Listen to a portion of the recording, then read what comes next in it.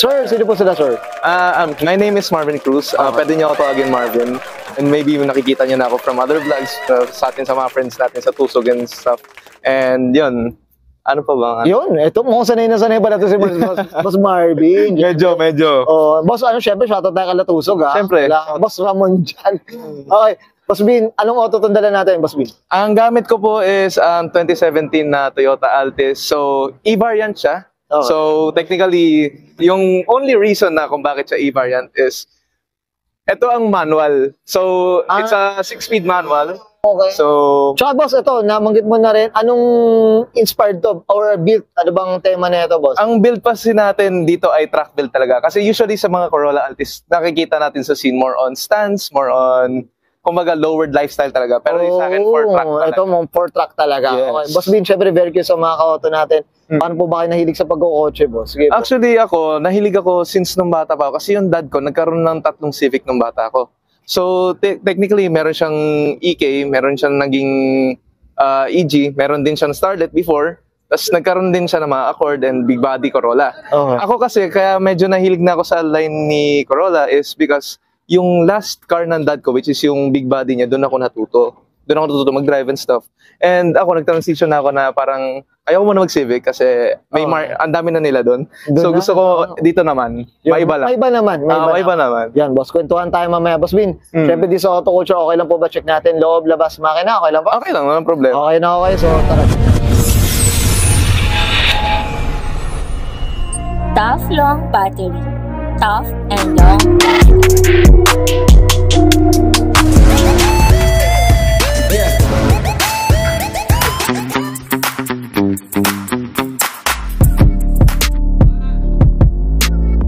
Okay, usapang interior tayo, Boss. Yeah. Ano meron dito, Boss? Sige po. Wala namang masyadong quirks and features yung interior natin. Simple lang, I mean, meron na tayo na CNC na titanium shift knob na galing kay Boss Peter natin. Shoutout kay Boss Peter.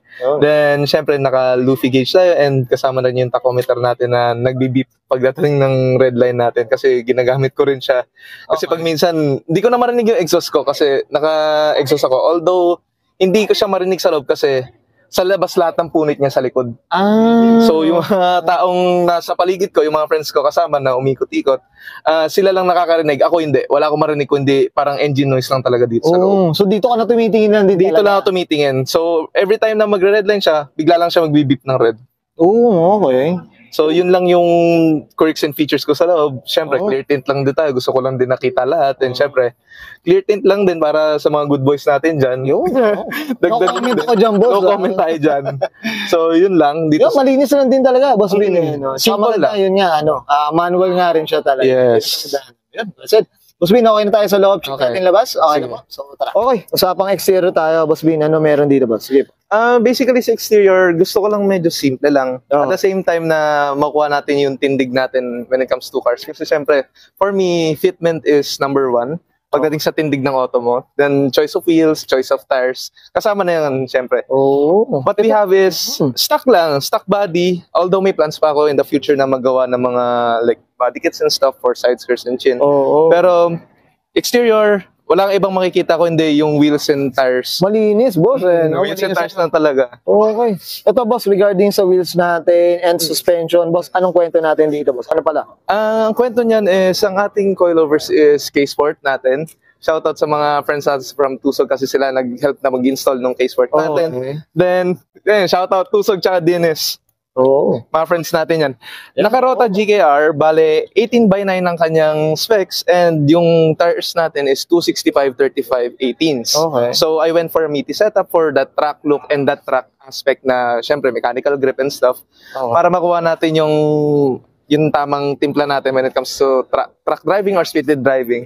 And ito sa ako, Boss Bin, yung 18s ginagamit mo pang-track talaga. Yes. Ito na 18s talaga ginagamit. For me, 18s is tama lang para sa Altis. Kasi meron ako mga friends na nag-17s and parang laging tinatapon yung goma.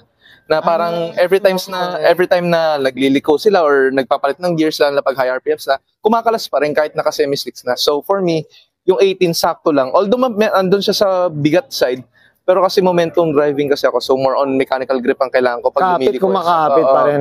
Hindi ko parang hindi ko prioritize yung gaan or yung arangkada sa sasakyan. More on turnings talaga ako. Earnings. Yan, well said. Ayan, no? As in, mga ka-auto, ayan, no? Hindi mo makikitang pantrak eh, no? Yan, no? Linis lang. Ang ganda na tindi, mga ka-auto.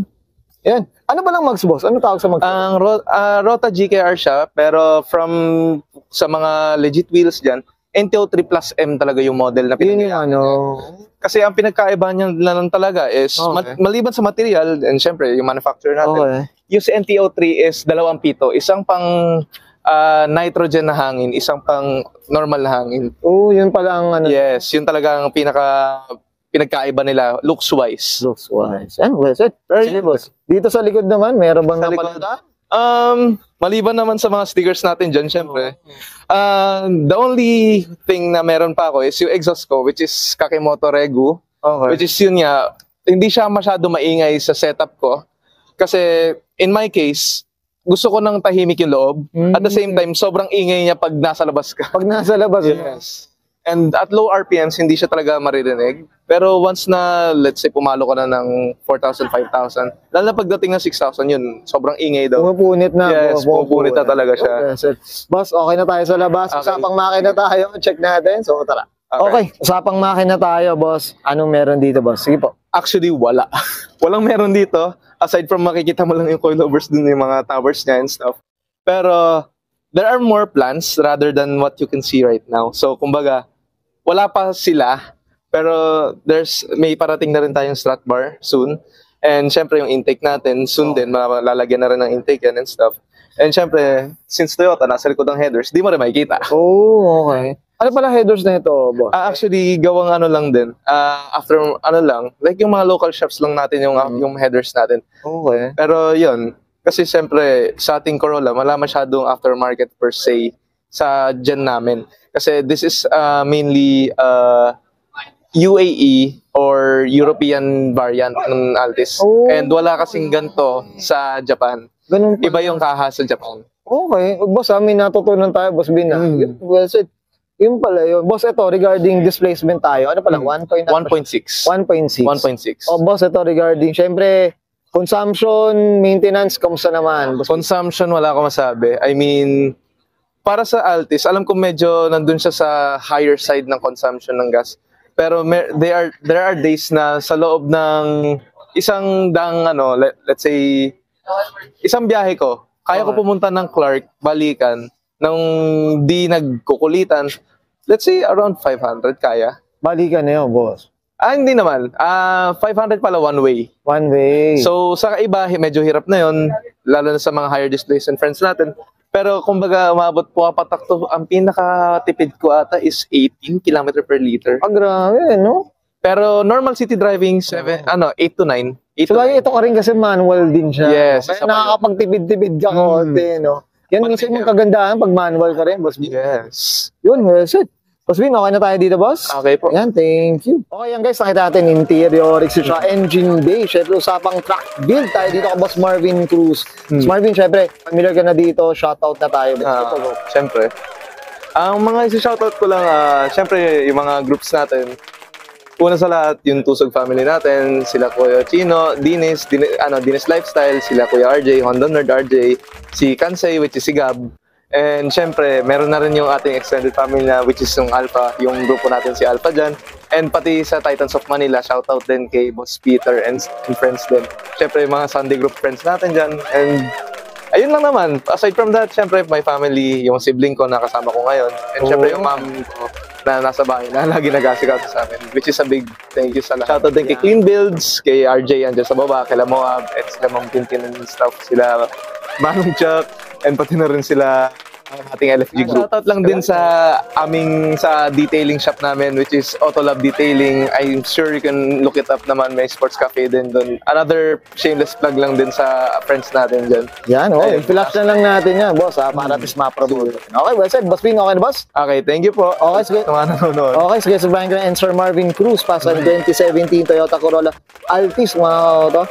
E-Var yan, usapan track build, and this is Oroy.